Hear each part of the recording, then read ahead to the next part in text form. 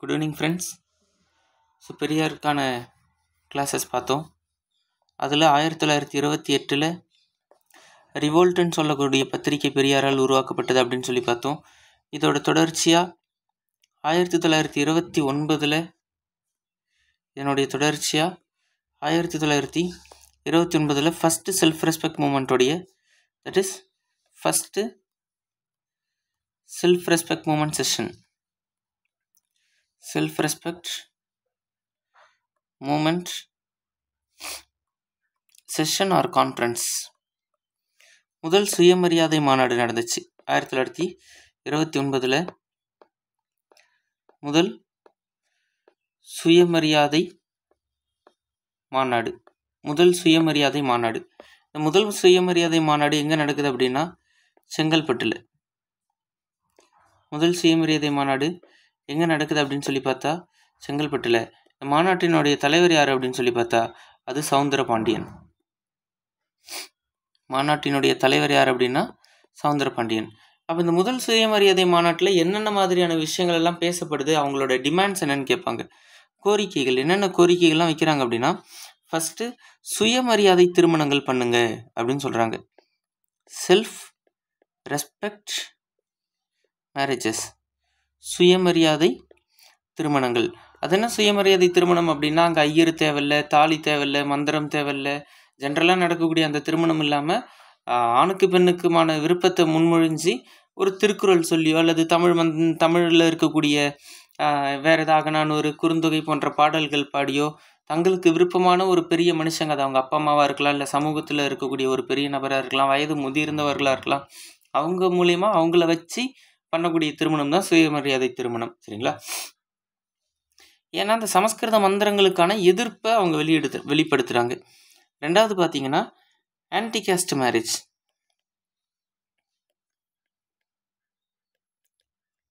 Anti cost marriage that is சாதி மறுப்பு திருமணம். சாதி மறுப்பு திருமணம் ஆன்டி காஸ்ட் மேரேஜ்.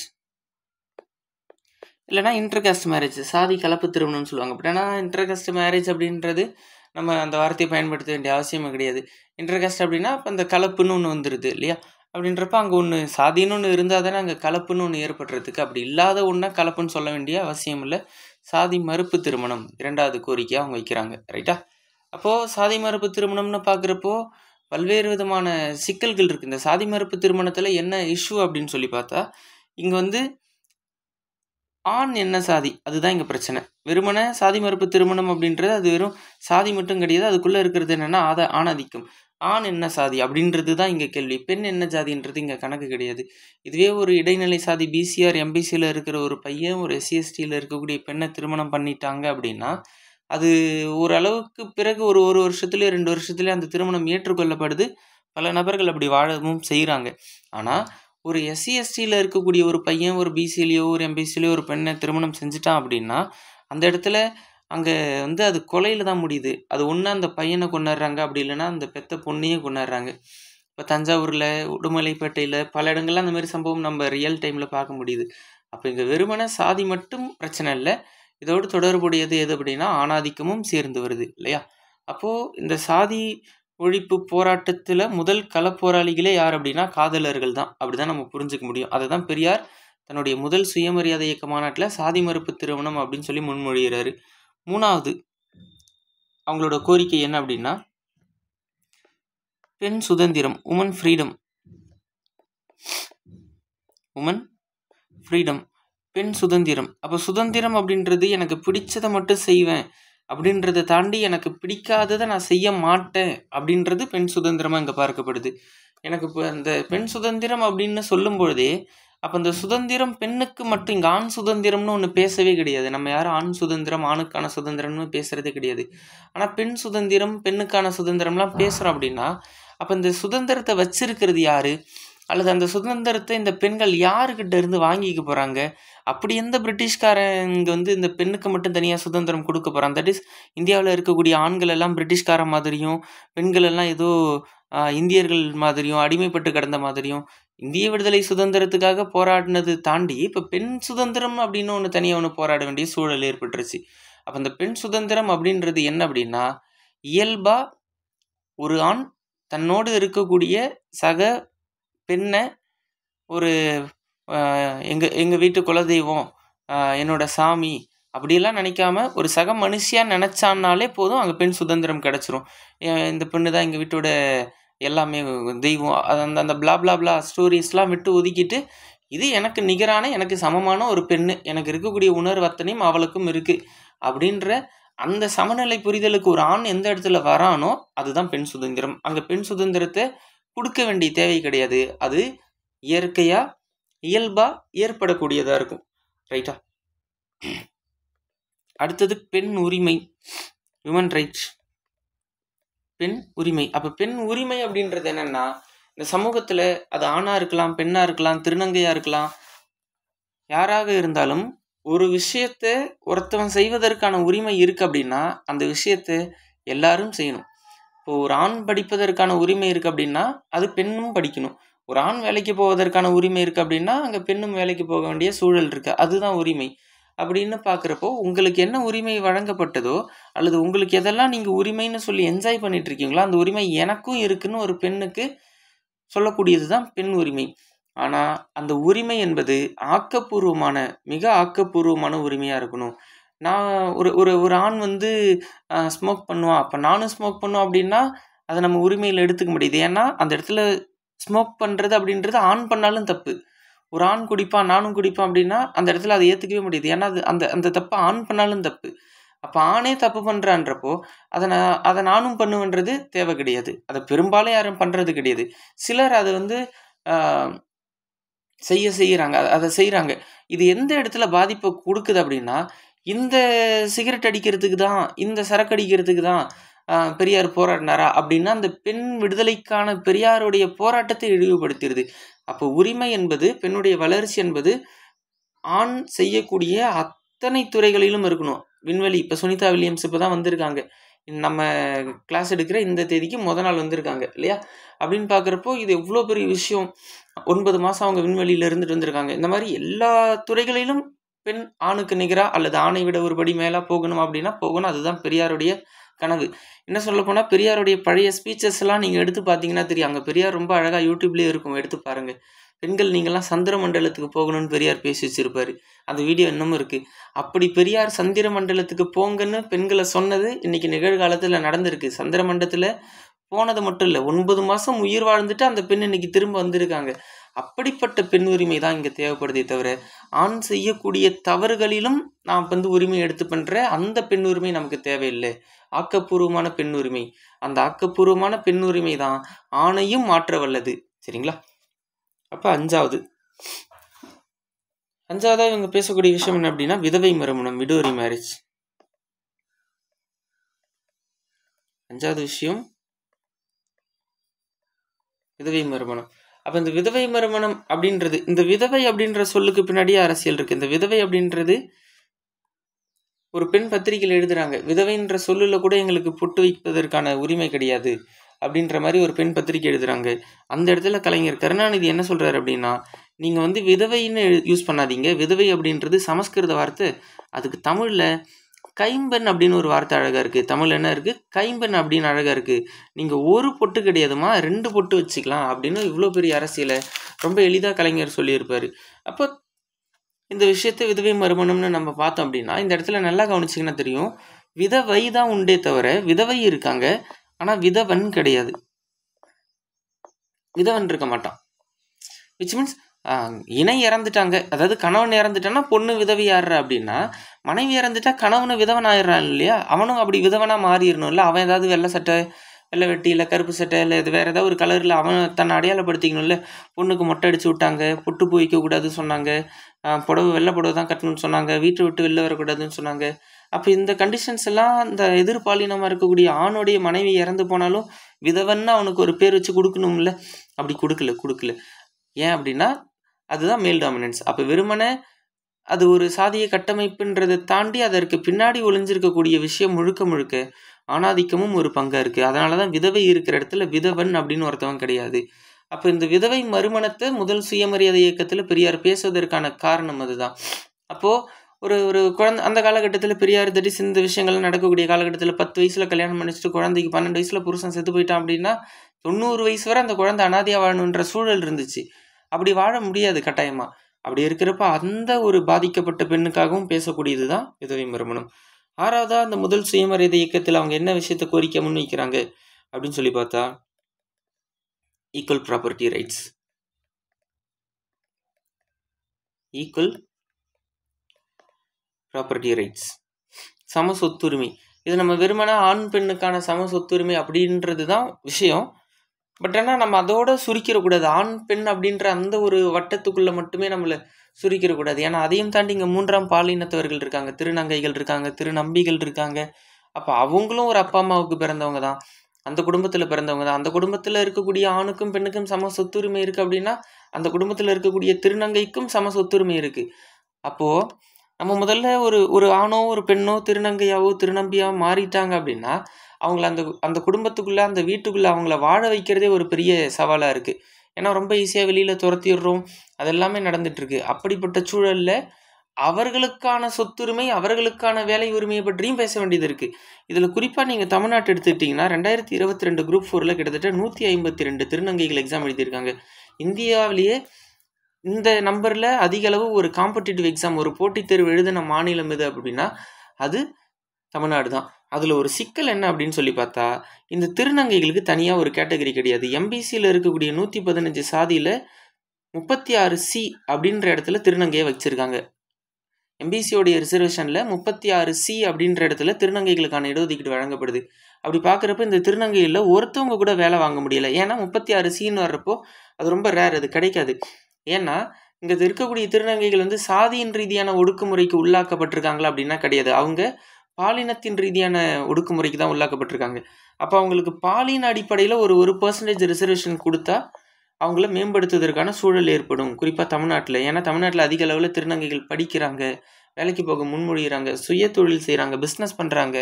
சிலர் ஒரு சில தவறான செயல்களில் இருந்தாலுமே கூட அதையும் தாண்டி அதெல்லாம் கடந்து பல பேர் பல்வேறு துறைகளில் வேலை செய்ய ஆரம்பிச்சிருக்காங்க. அப்போ அவங்களையும் கன்சிடர் பண்ண வேண்டிய தேவை இருக்குது.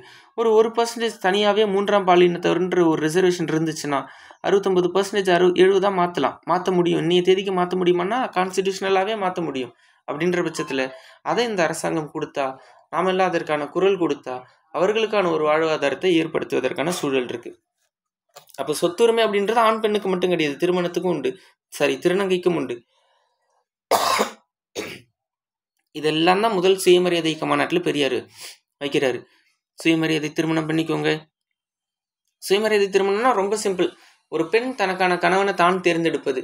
அது இந்த சமூகத்தில் ரொம்ப சிக்கலாக இருந்தாலும் அதற்கான காலமும் கூடி வந்துட்டு இருக்கு, அதற்கான நேரமும் நடக்க போகுது. சாதி மறுப்பு திருமணம் அதையும் நம்ம பார்த்தோம். Woman freedom, woman right, women widow remarriage, equal property right, இதெல்லாம் முதல் சுயமரியாதை இயக்கத்தில் அவங்க பேசிய, அந்த மாநாட்டில் பேசிய விஷயங்களாக இருக்குது. சரிங்களா? 7வது பார்த்தீங்கன்னா விமன் ஈக்குவாலிட்டி. விமன் ஈக்குவாலிட்டி, பெண் சமத்துவம். பெண் சமத்துவம். ஸோ அந்த விமன் ரைட்டையும் விமன் ஃப்ரீடத்தையும் ஒன்றா வச்சு பார்த்தீங்கன்னா அதுதான் பெண் சமத்துவம். சரியா? இதோட தொடர்ச்சி என்ன நடக்குதுன்னா 1929 பெரியார் மலேசியா போகிறார். 1929 பெரியார் மலேசியா போகிறார். அங்கே மலேசியா போனவர் அவர் எதை பற்றி கற்றுக்கிறார் அப்படின்னா ஃபேமிலி பிளானிங்கை பற்றி கற்றுக்கிறார். மலேசியா போனவர் ஃபேமிலி பிளானிங் பற்றி கற்றுக்கிறாரு. சரிங்களா? அப்போ பெரியார் 1939 ஃபேமிலி பிளானிங்னா குடும்ப கட்டுப்பாடு பற்றி கற்றுக்கிறாரு. 1930 தமிழ்நாட்டுக்கு வராரு. வந்த பிறகு அதே 1930 2ஆம் சுயமரியாதை இயக்க மாநாடு நடக்குது. 2ஆம் சுயமரியாதை மாநாடு பெரியார் நடத்துகிறாரு. எங்கே அப்படின்னா ஈரோட்டில். மாநாடு எங்கே நடக்குதுன்னா ஈரோட்டில். இந்த மாநாட்டோட தலைவர் யாருன்னா ஜெயகர் அப்படின்னு சொல்லக்கூடிய நபர். மாநாட்டுடைய தலைவர்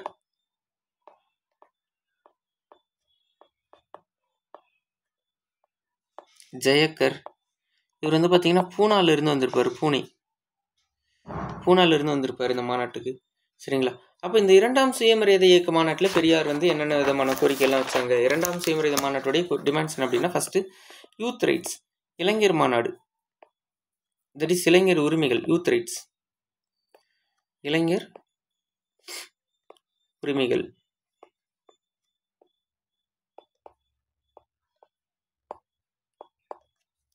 இரண்டாவது ஆன்டி லிக்கர் ப்ராஹிபிஷன், மது போதை ஒழிப்பு. ஆர்டிகல் 47 இதுதான் சொல்லுது, ஆன்டி லிக்கர் ப்ராஹிபிஷன். மூணாவது Tamil music development, that is Tamil இசை வளர்ச்சி. தமிழ் இசையை வளர்க்கணும். தமிழ் மியூசிக் டெவலப்மெண்ட், தமிழ் இசை வளர்ச்சி. நாலாவது பெண் உரிமை, விமன் ரைட்ஸ். Women rights. அஞ்சாவது பாப்புலேஷன் கண்ட்ரோல். மலேசியா போனார் இல்லையா, அந்த மலேசியாவில் அவர் கற்றுக்கிட்டு வந்த அந்த மக்கள் தொகை கட்டுப்பாடு, குடும்ப கட்டுப்பாடு, அதை போதிக்கிறார். பாப்புலேஷன் கண்ட்ரோல், மக்கள் தொகை கட்டுப்பாடு, இதெல்லாம் இரண்டாவது செய்மறை இயக்க மாநாட்டில் பெரியார் கொண்டு வந்ததாக இருக்குது. சரிங்களா? அப்போ இதோட தொடர்ச்சியாக என்ன நடக்குது அப்படின்னா 1930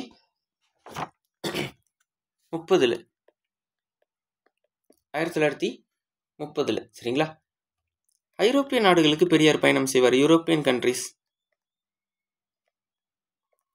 ஐரோப்பிய நாடுகளுக்கு பெரியார் பயணம் செய்வார். அதுலேயும் குறிப்பாக ரஷ்யா போவார். ரஷ்யாவில் பெரியார் என்ன கற்றுக்கிறார் அப்படின்னா, ரஷ்யாவில் கம்யூனிசம் மற்றும் சோசியலிச தத்துவங்களை கற்றுக்கிறாரு.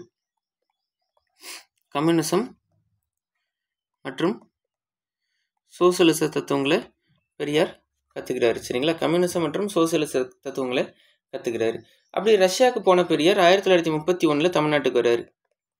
1931 தமிழ்நாட்டுக்கு வந்த பிறகு சிங்காரவேலரை சந்திக்கிறார். 1931 தமிழ்நாட்டின் மிக முக்கியமான கம்யூனிஸ்ட் தலைவராக இருந்த சிங்காரவேலரை சந்திக்கிறார். நம்ம இவரை பார்த்துருப்போம் ஐஎன்எம்ல. இவர் தான் மே 1 உழைப்பாளர் தினம்னு அறிவிச்சார். செங்கோடியை முதல்ல தமிழ்நாட்டில் ஏற்றியது இவர் தான். அந்த சிங்காரவேலரை சந்திக்கிறாரு. சரிங்களா? அந்த சிங்காரவேலரை சந்தித்த பிறகு அதுக்கப்புறம் 1931 3ஆம் சுயமரியாதை இயக்க மாநாடு. சரிங்களா? Third self respect movement, third self respect conference, 3ஆம் சுயமரியாதை இயக்க மாநாடு எங்கே நடக்குன்னா விருதுநகரில் நடக்கும். இந்த மாநாட்டோட தலைவர் யாருன்னா ஆர்கே சண்முகம் செட்டி அப்படின்னு சொல்லக்கூடியவங்க. ஆர்கே சண்முகம். 3ஆம் சுயமரியாதை மாநாட்டினுடைய தலைவர் யாருன்னா ஆர்கே சண்முகம். விருதுநகரில் நடக்கும். அப்படி நடக்கக்கூடிய இந்த மாநாடெல்லாம் இதில் பெருசாக கோரிக்கைகள் நமக்கு வேண்டாம். ஃபஸ்ட்டு 2 நீங்கள் தெளிவாக படிச்சிட்டிங்கன்னா கூட போதுமானது. அப்போ இதோட தொடர்ச்சி என்ன அப்படின்னா 1931 அவர் சிங்காரவேலரை சந்தித்தார். அந்த மாநாடு நடத்தி முடிச்சாச்சு. அதுக்கப்புறம் 1932 ஈரோடு பிளான் ஆஃப் சோசியலிசம் அப்படின்னு ஒரு புத்தகத்தை எழுதுறாரு Periyar. Erode plan of socialism, Erode சமதர்ம திட்டம், ஈரோடு சமதர்ம திட்டம் அப்படின்னு ஒரு புத்தகம் மாதிரி ஒன்று வெளியிடுறாரு பெரியார். 1932 ஈரோடு பிளான் ஆஃப் சோசியலிசம்னு ஒரு புத்தகத்தை வெளியிடுறாரு. இந்த காலகட்டத்தில் 1933 பெரியாருடைய குடியரசு பத்திரிகை, பெரியாருடைய குடியரசு பத்திரிகைக்கு பிரிட்டிஷ் பேன் பண்ணிடுறாங்க, தடை செய்கிறாங்க. பெரியாருடைய குடியரசு பத்திரிகை தடை செய்கிறாங்க. பட் பின்னாடி அது நடைமுறைப்படுத்திட்டு வருவார், அது திரும்ப நடத்துவார். சரிங்களா? அதே 1933 இந்த பத்திரிகை தடை செஞ்ச உடனே புரட்சி அப்படின்னு சொல்லக்கூடிய பத்திரிகை தொடங்குவார். குடியரசு இது பண்ணோடனே புரட்சின்னு சொல்லக்கூடிய பத்திரிகை பெரியார் தொடங்குவார், புரட்சி பத்திரிகை. இதோட தொடர்ச்சியாக அதே 1933 பெரியார் என்ன பண்ணுறாரு அப்படின்னா, அதாவது அவருடைய மனைவி நாகம்மை இறந்துருவாங்க. பெரியாருடைய மனைவியாக இருக்கக்கூடிய நாகம்மை இறந்துருவாங்க. ஸோ இந்த இடத்துல பெரியார் அவங்க மனைவிக்கு ஒரு கவிதையை பாடினதாக சொல்லுவாங்க. என்ன அப்படின்னா, என்னிடம் உள்ள சொத்து போயிற்று அழுவேனா, அல்லது சுகம் போயிற்று அழுவேனா, என்னிடம் இருந்த ஆனந்தம் போயிற்று அழுவேனா, அல்லது என்னை பிடித்த தொல்லை போயிற்று அழுவேனா அப்படின்ற மாதிரி ஒரு கவிதை எழுதியிருப்பாரான். என்ன அப்படின்னா, என்னை ரொம்ப கேர் பண்ணிக்கிட்டே பார்த்துக்கிட்டே போன வந்த எல்லாமே எனக்கு பிடிச்சிருக்கு. ஆனால் நீ பண்ண அத்தனை கேரும் எனக்கு ஒரு இடத்துல தொல்லையாக இருந்துச்சு. எந்த இடத்துல தொல்லையாக இருந்துச்சு அப்படின்னா, நீ கேட்ட கேள்விகள். ஏன் நீங்கள் ஊர் ஊராக சுற்றிட்டே இருக்கீங்க, உடம்பை பாருங்கள், உடம்புக்கு ரெஸ்ட்டு கொடுங்க, யாருக்காக ஓடுறீங்க, உழைக்கிறீங்க அப்படின்னு இந்த சமூகத்துக்கு நான் செய்யக்கூடிய அந்த தொண்டை, அந்த சேவையை அல்லது சமூக மாற்றத்திற்கான என்னோட பணிகளை, உன்னுடைய அன்பும் அக்கறையும் ஏதோ ஒரு இடத்துல தடை செஞ்சுக்கிட்டே இருக்குது. உன்னோட அன்பு அக்கறை எல்லாமே எனக்கு தேவை, ஆனால் சமூகத்துக்கு நான் செய்கிற சேவைகளுக்கு அது ஒரு தடையாக இருக்குது. அதனால் அவர் என்ன எழுதுறாரு அப்படின்னா, அன்பு போயிடுச்சு, சொத்து போயிடுச்சு, சுகம் போயிடுச்சு, சந்தோஷம் போயிடுச்சு, எல்லாம் போயிடுச்சு. அதே நேரம் இந்த சமூகத்துக்கு நான் செய்யக்கூடிய பணிகளில் என்னை தடுத்து கொண்டு இருந்த தொல்லையும் போயிடுச்சு அப்படின்னு ஒரு அழகான ஒரு காதல் கவிதையை தன்னுடைய மனைவிக்காக அவர் அந்த இடத்துல பதிவு பண்ணியிருக்காரு. இதோட தொடர்ச்சியாக 1934 பகுத்தறிவு அப்படின்னு சொல்லக்கூடிய ஒரு பத்திரிகை நடத்தியிருக்காரு பெரியார். பகுத்தறிவு பத்திரிகை 1934 பகுத்தறிவுன்னு சொல்லக்கூடிய பத்திரிகை. 1935 விடுதலை பத்திரிகை, 1935 விடுதலைன்னு சொல்லக்கூடிய பத்திரிகை. 1937 திருச்சியில் ஒரு மாநாடு நடக்கும், திருச்சி மாநாடு, திருச்சியில் உறையூரில் நடக்கும். 1937 திருச்சியில் உறையூரில் மாநாடு நடக்கும். இந்த திருச்சி மாநாட்டில் பெரியார் என்ன சொல்லுவார் அப்படின்னா, தமிழ்நாடு தமிழருக்கு அப்படின்னு முதல்ல கோரிக்கை வைக்கிறார். ஸோ தமிழ்நாடு தமிழருக்கு அப்படின்னு கோரிக்கை வைத்த முதல் நபர் யார் அப்படின்னா பெரியார் தான். தமிழ்நாடு தமிழருக்கு அப்படின்னு சொல்லி முதல்ல கோரிக்கை வைத்தவர் யார் அப்படின்னா 1937 திருச்சி மாநாட்டில் பெரியார் வைக்கிறாரு. இதோட தொடர்ச்சியாக 1938 ராஜாஜி ஹிந்தி, அதாவது 1937 எலெக்ஷனில் ராஜாஜி ஜெயிப்பார். அதில் அவர் ஹிந்தியை கட்டாயமாக படிக்கணும்னு சொல்லுவாங்க. அப்போ முதல் ஹிந்தி எதிர்ப்பு போராட்டத்தை பெரியார் அறிவிக்கிறார். முதல் இந்திய எதிர்ப்பு போராட்டம், முதல் இந்திய எதிர்ப்பு போராட்டம், ஃபர்ஸ்ட் ஆன்டி இந்திய agitation, first anti Hindi agitation, முதல் ஹிந்தி எதிர்ப்பு போராட்டம் நடத்துகிறாரு. பெரியாரோட தலைமையில் நடக்குது. சரிங்களா? அப்போ தமிழ் மொழிக்கு எதிராக ஹிந்தி மொழி வரும்பொழுது அந்த ஹிந்தி மொழியை எதிர்த்து பெரியார் போராட்டம் நடத்தியிருக்காரு. அப்படி இருக்கக்கூடிய இந்த சூழலில் 2 நபர்கள் இந்த போராட்டத்தில் இறந்து போகிறாங்க. ஒருத்தவர் தாளமுத்து மற்றும் நடராஜன் அப்படின்னு சொல்லக்கூடிய இந்த 2 நபர்கள் முதல் இந்திய எதிர்ப்பு போராட்டத்தில் வீரமரணம் அடைகிறாங்க. சரிங்களா? இதோட தொடர்ச்சியாக வேறு என்ன பார்க்க வேண்டியது இருக்குது அப்படின்னா 1938 நவம்பர் 13 1938 நவம்பர் 13 என்ன நடக்குதுன்னா, சென்னையில் ஒரு மாநாடு நடக்குது. சென்னை இலக்கிய மாநாடுன்னு சொல்லுவாங்க. சென்னை மாநாடு அல்லது சென்னை இலக்கிய மாநாடு, எது கொடுத்தாலும் சரி போட்டுருங்க. ரைட்டா? இந்த மாநாட்டோட தலைவர் யாருன்னா, சென்னை மாநாட்டினுடைய தலைவர் யாருன்னா நீலாம்பிகை அம்மையார். மாநாட்டினுடைய தலைவர்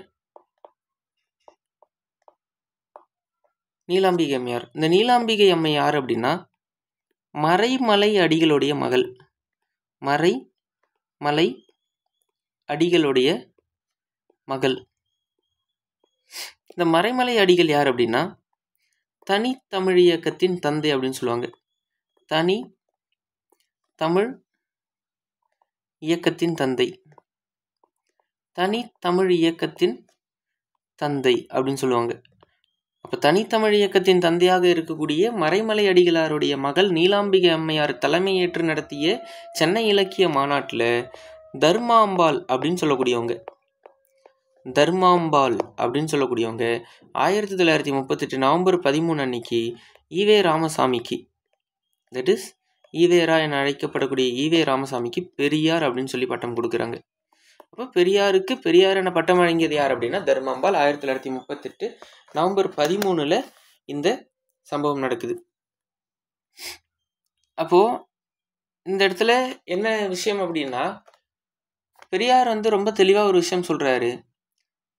ஒரு ஆண் பெண் சமத்துவம் பேசும்பொழுது அல்லது பெண்ணுக்கு சாதகமாக பேசும்பொழுது கொஞ்சம் தெளிவாகவும் இருங்க. நீங்கள் அவனை முழுமையாக நம்ப வேண்டாம், யாரையுமே முழுமையாக நம்ப வேண்டாம். அதே நேரம் பெண் சமத்துவம் பேசுகிறவனையும் நீங்கள் முழுமையாக நம்ப வேண்டாம். அவர் என்ன சொல்கிறாருன்னா, அது அந்த பெண்ணை கவர்வதற்கான யுக்தியாக கூட இருக்கலாம் அப்படின்றதையும் பெரியார் முன்மொழிகிறாரு. நானே ஒரு விஷயத்த சொன்னாலும் இல்லையா, தட் இஸ் பெரியாருடைய கூற்று. இந்த மாநாட்டில் அவர் என்ன சொல்கிறார் அப்படின்னா, நானே பெரியாராக இருக்கக்கூடிய நானே ஒரு விஷயத்த சொன்னாலும் அதை நீங்கள் அப்படியே நம்ப வேண்டிய அவசியம் கிடையாது. உங்களுக்கு ஒரு அறிவு இருக்குது, உங்களுக்கு ஒரு பகுத்தறிவு இருக்குது. அந்த பகுத்தறிவு சிந்தனைக்குள்ளே என்னுடைய கருத்துக்களை நீங்கள் கொண்டு போங்க. நான் சொல்வது சரியா தவறா, இவர் இதெல்லாம் பேசுகிறாரே, சாதி இல்லைன்னு சொல்கிறாரே, கடவுள் இல்லைன்னு சொல்கிறாரே, பெண் சமம்னு சொல்கிறாரே, பெண்ணுக்கு சொத்து வேணும்னு சொல்கிறாரே, இதனால் நல்லது நடக்கும்னு சொல்கிறாரே, சமூகம் மாறும்னு சொல்கிறாரே, இதெல்லாம் உண்மையா பொய்யான்னு நானே சொல்லியிருந்தாலும் உங்களோட சிந்தனைக்கு உட்படுத்தி நீங்கள் என்ன பண்ணுங்கள், அதை ஆய்வு பண்ணுங்க. அந்த ஆய்வு உங்களுக்கு சரின்னு சொன்னால் அதுக்கப்புறம் என்ன நீங்கள் ஃபாலோ பண்ணுங்கள். நான் சொல்கிறத பின்பற்றுங்க. நான் யார் சொல்கிறதையும் அப்படியே நீங்கள் பிளைண்டாக நம்ப வேண்டிய அவசியம் கிடையாது அப்படின்னு தன்னையும் சந்தேகித்து கொள்ளுங்கள் அப்படின்னு சொன்ன ஒரு தலைவர் யாருன்னா பெரியார். அதனால தான் அவருக்கு பெரியார் அப்படின்னு ஒரு பெண் பட்டம் வழங்கினாங்க. சரிங்களா? அதோட தொடர்ச்சியாக என்ன நடக்குது அப்படின்னா 1938 எந்த நீதி கட்சியை எதிர்த்து பெரியார் 1917 மெட்ராஸ் மாகாண சபைன்னு ஒன்று தொடங்கினாரோ அந்த நீதி கட்சியுடைய தலைவராக மாறுறாரு பெரியார். 1938 நீதி கட்சியின் தலைவராக மாறினார் பெரியார். அப்போ பெரியார் தலைவராவதற்கு முன்பு நீதி கட்சி, பெரியார் தலைவரானதற்கு பின்பு நீதி கட்சி அப்படின்ற பொருளில் தான் நம்ம பார்க்க முடியும். இன்னைய தேதிக்கு சமகால அரசியலில் நீதி கட்சியை குறை சொல்ல நினைப்பவர்கள் பெரியார் தலைவராவதற்கு முன்னாடி உள்ள நீதி கட்சியை குறை சொல்லிட்டு அந்த குறையை பெரியார் மேலே போட்டுருவாங்க. 1938க்கு முன்னாடி உள்ள சம்பவங்களை வச்சு குறை பேசிட்டு அந்த சம்பவத்துக்கு தலைமையாக பெரியார் போட்டுருவாங்க. ஆனால் 1938 தான் பெரியார் தலைவராக மாறாரு. அப்போ பெரியாருக்கு முன் நீதி கட்சி, பெரியாருக்கு பின் நீதி கட்சி, அப்படிதான் நீதி கட்சியை புரிஞ்சுக்கணும். ஏன் பெரியாருக்கு முன் நீதி கட்சி பார்க்க வேண்டியது இருக்குன்னா, நம்ம நீதி கட்சியோட வீழ்ச்சியிலேயே பார்த்தோம். நீதி கட்சியுடைய அவங்க ஆட்சி இருக்கும்போது நிறைய ஊழல் நடக்கும், நிறைய சிபாரிசு நடக்கும். எஸ்சிஎஸ்டிக்கு எந்த ஸ்கீமும் இருக்காது, எஸ்சிஎஸ்டி வளர்ச்சிக்கு ஒன்றும் பண்ணியிருக்க மாட்டாங்க. அப்போ இதெல்லாம் இருந்துச்சு. பட் பெரியாருக்கு பின் அப்படின்றது அந்த நீதி கட்சி அரசியல் பாதையிலே பங்கேற்கல. ஏன்னா பெரியார் அரசியல் களத்தை அவர் தேர்ந்தெடுக்கல. தட் இஸ் அரசியல் களம் இன் த சென்ஸ் தேர்தல் அரசியலுக்குள்ள அவங்க நுழையவே இல்லை. மக்களுக்கான பணி, மக்களுக்கான விழிப்புணர்வு பிரச்சாரங்களில் மட்டும்தான் அவங்க ஈடுபட்டாங்க. ஆனால் அவங்க தேர்தல் அரசியலுக்குள்ளே வரவே இல்லை. அதுதான் சொன்னால் பெரியாருக்கு முன்னாடி நீதி கட்சி, பெரியாருக்கு பின்னாடி நீதி கட்சி. இதோட தொடர்ச்சியாக நம்ம பார்க்க வேண்டியது என்ன அப்படின்னு சொல்லி பார்த்தா 1939 1939 1940 ஆக்சுவலாக 40 திருவாரூரில் நடக்கும். 40 குறிப்பாக பார்த்தீங்கன்னா திருவாரூர், 39 திருவாரூர்ன்ற மாதிரி தான் சொல்லப்படுது. ஸோ 39 40 ரெண்டுத்தில் எந்த வருஷம் கொடுத்தாலும் சரிதான். இந்த இடத்துல பெரியார் என்ன கோரிக்கை வைக்கிறார் அப்படின்னா, திராவிட நாடு திராவிட இருக்கே, திராவிட நாடு திராவிட இருக்கே. அப்போ 1937 திருச்சியில் தமிழ்நாடு தமிழர் இருக்கேன்னு சொன்ன பெரியார் இப்போ என்ன கோரிக்கை வைக்கிறாரு, திராவிட நாடு திராவிட இருக்கே அப்படின்ற கோரிக்கை முன்மொழிகிறாரு. சரிங்களா? அப்போ திராவிட நாடு திராவிட இருக்கேன்னு சொல்கிறார். இதோட தொடர்ச்சியாக 1940 ஒரு முக்கியமான ஒரு சந்திப்பு நடக்குது. 1940 மிக முக்கியமான சந்திப்பு நடக்குது. என்னென்ன அப்படின்னா, ஒரு 3 பெரும் நபர்கள் இங்கே சந்திச்சுக்கிறாங்க. அம்பேத்கர்,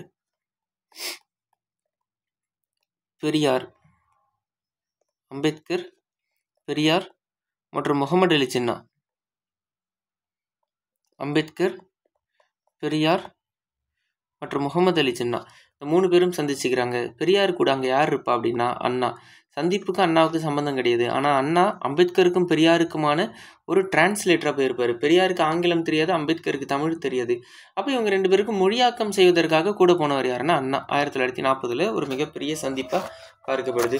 இதோட தொடர்ச்சியாக நம்ம என்ன பார்க்க வேண்டியது இருக்குன்னா, 1939 காங்கிரஸ் கட்சி ராஜினாமா பண்ணிடும். ஏன்னா 1939 2ஆம் உலக போர் தொடங்கும். பிரிட்டிஷ் என்ன பண்ணுவாங்கன்னா, உலகப் போரில் இந்தியாவும் இருக்குன்னு சொல்லிடுவாங்க நம்மளோட அனுமதி இல்லாமல். அப்போ காங்கிரஸ் கட்சி என்ன பண்ணுவாங்கன்னா, அப்படிலாம் கிடையாதுன்ட்டு ஒட்டுமொத்தமாக தங்களுடைய அந்த பதவியை ராஜினாமா பண்ணிடுவாங்க. அப்படி ராஜினாமா பண்ண பிறகு சரிங்களா, 1940 சர் ஆர்த்தர் ஹோப் அப்படின்னு சொல்லக்கூடியவர், author hope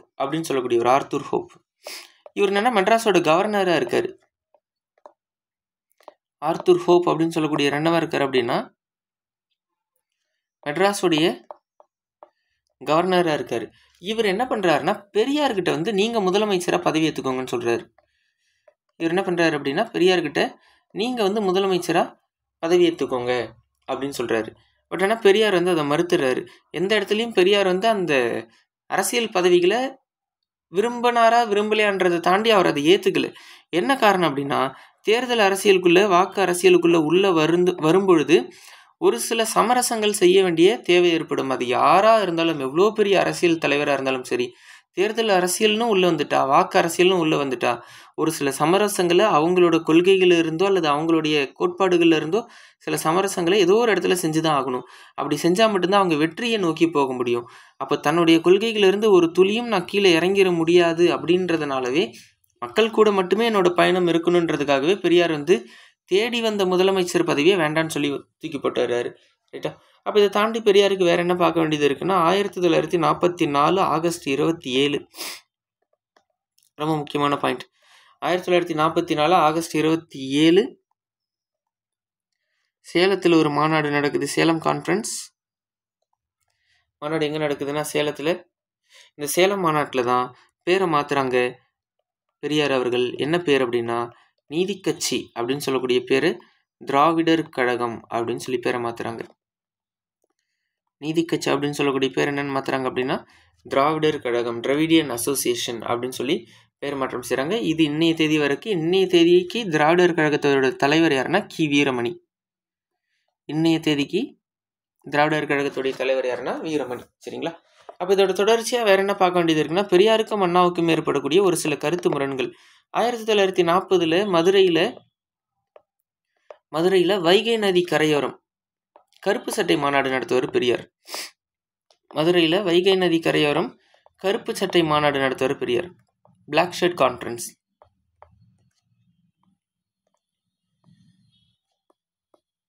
black shirt conference, கருப்பு சட்டை மாநாடு.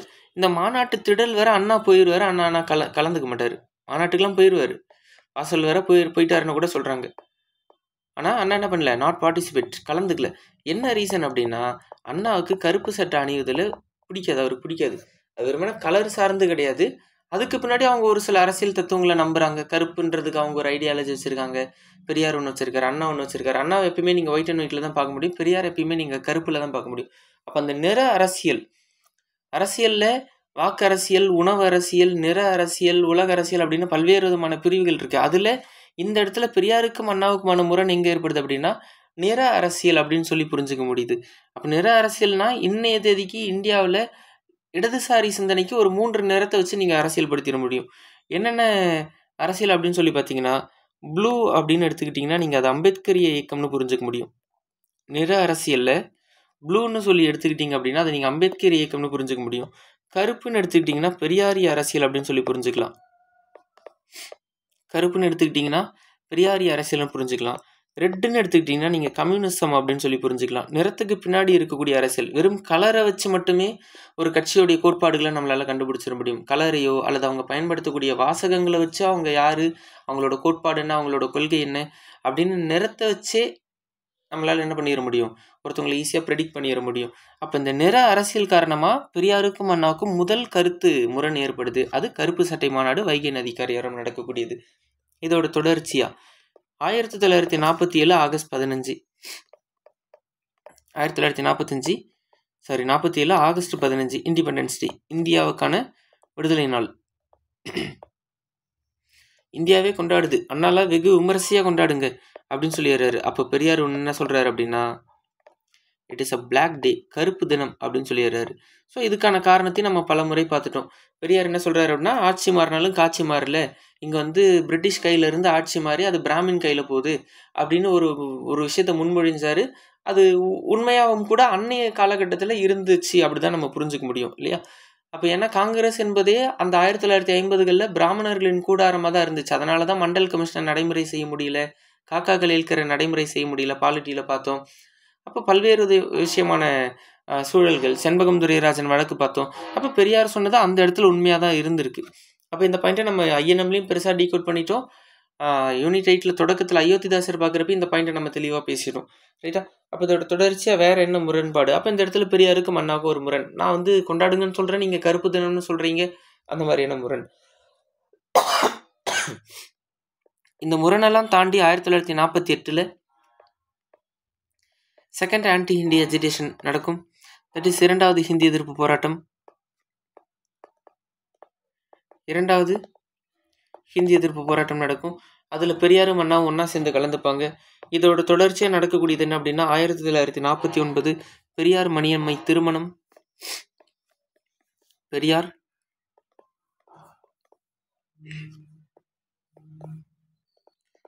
மணியம்மை திருமணம் 1949 பெரியார் மணியம்மை திருமணம் நடக்குது.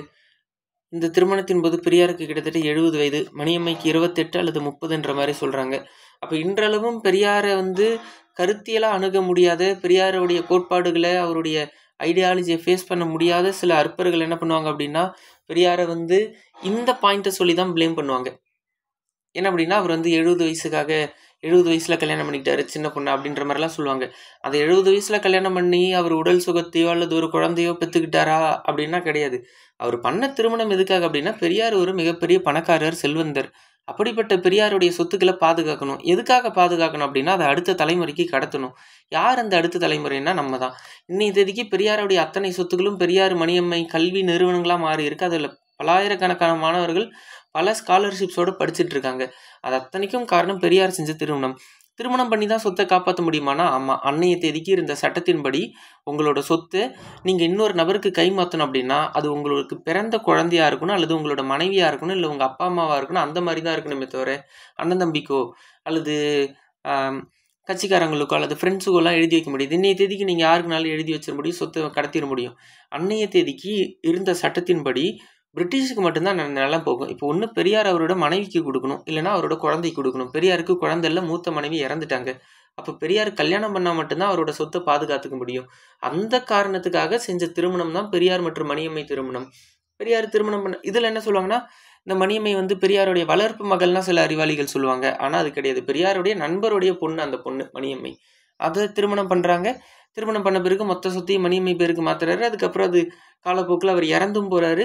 மணியம்மை அதை அடுத்தடுத்த கட்டத்துக்கு கொண்டு போகிறாங்க. இன்றைக்கி அந்த சொத்துக்கள் முழுக்க வீரமணி கையில் இருக்குது, வீரமணி அவர்கள்ட்ட. அது பெரியார் மணியம்மை இன்ஸ்டியூட்டாக இன்றைக்கி பல பேரை படிக்க வச்சுட்ருக்கு. இந்த காரணத்துக்காக தான் பெரியார் அந்த திருமணத்தை செஞ்சாரே தவிர இவங்க சொல்லக்கூடிய அந்த சில்லியான ரீசன்ஸ் கிடையாது. அப்போ இந்த அத்தனை விஷயமும் பெரியாருக்கு தெரியுமானா தெரியும். நம்ம இந்த வயசில் கல்யாணம் பண்ணால் வருங்காலத்தில் வர்றவன் அல்லது இன்றைக்கி இருக்கிறவன் நம்மளை திட்டுவானா, போவானா, கிண்டல் பண்ணுவானா, நக்கல் பண்ணுவானா தெரியுமானா தெரியும். ஆனால் என் மீதான விமர்சனங்களை தாண்டி எனக்கு தேவையான என்னோட முக்கியமான விஷயம் என்ன அப்படின்னா, இந்த விமர்சனத்தை தாண்டி நான் செய்கிற இந்த விஷயம் நாளைக்கு என்னவா மாறப்போகுது அப்படின்றத அவர் யோசிச்சார். இந்த திருமணத்தை பண்ணார். இதோட தொடர்ச்சியாக ஆனால் இந்த இடத்துல அண்ணாவே பெரியாரை புரிஞ்சுக்கல. அப்போ இந்த திருமணத்தை தொடர்ந்து 1949 அண்ணா வந்து தனியாக வந்துடுறாரு. அண்ணா தனியாக வந்து உருவாக்கின கட்சி தான் 1949 திமுக. இந்த திமுகவை பற்றி நம்ம தனியாக பார்க்கலாம். அடுத்து அண்ணா பார்க்குறப்ப திமுகவை தெளிவாக பார்க்கலாம். சரிங்களா? ஆனால் இதில் ஒரு பாயிண்ட்டை மட்டும் தெரிஞ்சுக்கலாம். திமுகவுடைய தலைவர் சீட்டு எப்பயுமே காலியாக தான் இருக்குன்னு சொல்லிட்டாரு அண்ணா. ஏன்னா பெரியார் வந்து என்னைக்காவது ஒரு நாள் இந்த திமுகவோட தலைவர் பதவியில் உட்காருவார் அப்படின்றத நம்பினார் அண்ணா. அப்போ அண்ணா என்ன பதவியில் இருந்தார்னா பொதுச் செயலாளர். அண்ணா என்னவா இருந்தார் அப்படின்னா பொதுச் செயலாளர். ஸோ ஏன் அண்ணா பொதுச் செயலாளர் சீட் எடுத்துட்டார் அப்படின்றத நம்ம அண்ணாவை பார்க்குறப்ப தெளிவாக பார்க்கலாம். இந்த இடத்துல திமுக உருவாக்குனார் அண்ணா, தலைவர் சீட்டு பெரியாருக்குன்னு சொல்லிட்டாரு, பொதுச் செயலாளராக அண்ணா உட்காந்துருந்தார். இதை மட்டும் நம்ம தெரிஞ்சுக்கிட்டா போதுமானது. நம்ம அண்ணா பார்க்குறப்ப அந்த திமுக சார்ந்த விஷயங்களை பார்த்துடலாம். ரைட்டா? அப்போ இதோட தொடர்ச்சியாக நம்ம வேற என்ன பார்க்க வேண்டியது இருக்குன்னா, 1948 காந்தியை கொலை செய்வாங்க. 1948 காந்தியை கொலை செஞ்சாங்க. யார் அப்படின்னா RSS அமைப்பை சேர்ந்த நாதுராம் கோட்சே. காந்தியை கொலை செஞ்சது RSS அமைப்பை சேர்ந்த நாதுராம் கோட்சே. அப்போ இவர் கொலை செஞ்ச பிறகு பெரியார் என்ன சொல்கிறார் அப்படின்னா, இந்தியாவை காந்திஸ்தான்னு போடுங்க அப்படின்னு சொல்கிறாரு. இந்தியாவை காந்திஸ்தான் அப்படின்னு சொல்லி அழைக்கலாம் அப்படின்னா ஒரு காந்தி மீதான ஒரு பற்று கிடையாது, பற்றுன்னு சொல்ல முடியாது, பட் ஆனால் ஒரு மரியாதை. அந்த மரியாதை நிமித்தமாக காந்தியோட போராட்டங்களுக்கு கொடுக்கக்கூடிய மரியாதையாக காந்திஸ்தான் சொல்லுங்க அப்படின்னு சொல்கிறாங்க. இதோட தொடர்ச்சியாக 1951 செண்பகம் துரைராஜன் வழக்கு, செண்பகம் துரைராஜன் கேஸ். ஸோ அந்த செண்பகம் துரைராஜன் வழக்கை நம்ம பார்த்துட்டோம். பாலிட்டியில் ஆர்டிகல் 14 and 13 கீழே. இந்த வழக்கு என்ன, இந்த பொண்ணு பிராமினாக இருப்பாங்க, அவங்க அதிக மார்க் எடுத்து சீட்டு கிடைக்காது. அதுக்கான காரணம் தமிழ்நாடு இடஒதுக்கீடு கொள்கைன்னு சொல்லுவாங்க. அது எல்லாத்தையும் வச்சுக்கிட்டு பார்க்கும்போது அந்த இடஒதுக்கீடு வந்து கேன்சல் பண்ணுவார் நேரு. அதுக்கப்புறம் ஆர்டிகல் 15 கிளாஸ் 4லையும் ஆர்டிகல் 16 கிளாஸ் 4லையும் ரிசர்வேஷன்ன்ற வார்த்தையை சேர்ப்பாங்கன்றதெல்லாம் நம்ம பார்த்த விஷயம்தான் இல்லையா? அப்போ இந்த இடத்துல தமிழ்நாட்டில் பெரியார் என்ன சொல்கிறாரு, நான் கான்ஸ்டிடியூஷனை எரிப்பேன்னு சொல்கிறாரு. அதுக்கு ஒரு நாள் ஃபிக்ஸ் பண்ணுவார். அதில் ஒரு 6 மாதம் அவர் ஜெயிலையும் வச்சுருப்பாங்க பெரியார், கான்ஸ்டிடியூஷன் அரசியலமைப்பு கொளுத்துன்னு சொன்னதுனால. அப்போ அவ்வளோ பெரிய போராட்டத்தை பண்ண பெரியார் இந்திய நாட்டோட அரசியலமைப்பு திருத்துறதுக்கு முதல் முக்கியமான காரணமாக இருந்திருக்காரு. சரிங்களா? அப்போ இதோட தொடர்ச்சியாக 1954